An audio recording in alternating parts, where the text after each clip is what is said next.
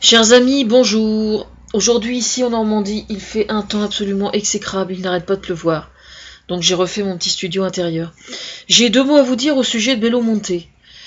Je tiens à préciser à tous ceux qui défendent les Indiens d'Amazonie et d'ailleurs, que je ne lâche pas le morceau, et si je ne dis rien, je n'en pense pas moins. Je ne dirais pas que je ne pense qu'à ça, mais j'y pense tout le temps en fait.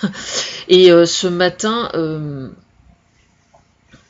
en fait, j'éprouve le besoin de faire une sorte de synthèse par rapport à tout ce qui se passe, par rapport à la Coupe du Monde. Je n'ai pas, moi, les données qui montrent l'évolution au niveau de l'impact sur les gens. J'aimerais bien voir un peu ce qu'il en est, mais j'ai confiance. Alors, cette mise au point, elle concerne les outils juridiques dont on va disposer, en fait, et les moyens d'action. Alors, il y a certaines idées qui viennent de chez... Enfin, oui, ça vient de chez moi, en fait. Non pas que les idées en question, les outils qui vont être mis en œuvre, n'ont jamais été évoqués ou pensés par d'autres. Il est probable que ça ait été effectivement le cas, mais simplement, moi, j'ai synthétisé, si vous voulez. C'est un peu ça, en fait, le phénomène. Alors, ces outils, ce sont lesquels juridiques? C'est demander à l'UNESCO que la forêt amazonienne soit classée comme site, comme patrimoine de l'humanité. Alors pour ce faire, la pétition pardon, est prête depuis plusieurs mois déjà. Il faut juste que je change la photo. Je vais mettre la photo du Cassi Craoni qui est où il est sur une montagne avec toute la forêt autour de lui. Je trouve que c'est une photo qui parle bien. Et voilà, donc je vais mettre plein de liens évidemment sous la vidéo. Et puis le deuxième outil juridique absolument fondamental, c'est la structure internationale qui va permettre de mettre sur pied le crime d'écocide. Alors ça, c'est absolument fondamental, c'est extrêmement important. Voilà, ce sont les deux principaux axes de défense dont nous allons disposer.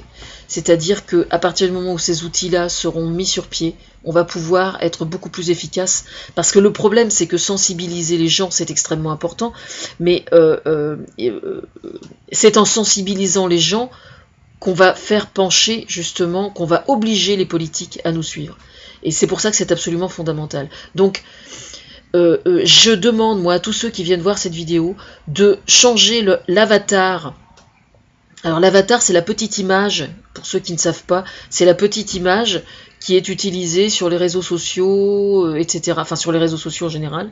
Moi, je ne vais que sur Facebook et sur Google et YouTube, et je vais pas du tout sur les autres. Mais vous qui allez sur les autres, utilisez les autres aussi. Vous changez l'avatar et vous mettez la petite main verte. Alors, pourquoi est-ce que c'est important de faire ça?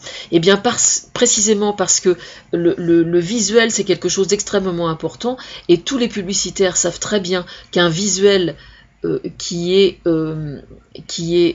imposé à la lecture n'importe où, hein, que ce soit même sur une affiche, un visuel peut être synonyme d'une cause ou d'une société, etc. Ça s'appelle un logo. Eh bien, la main verte doit devenir le logo de la lutte pour soutenir les Indiens en règle générale, et pas uniquement les Indiens d'Amazonie. Voilà. C'est extrêmement important de le savoir. C'est pour ça que c'est vraiment très important de faire ce changement.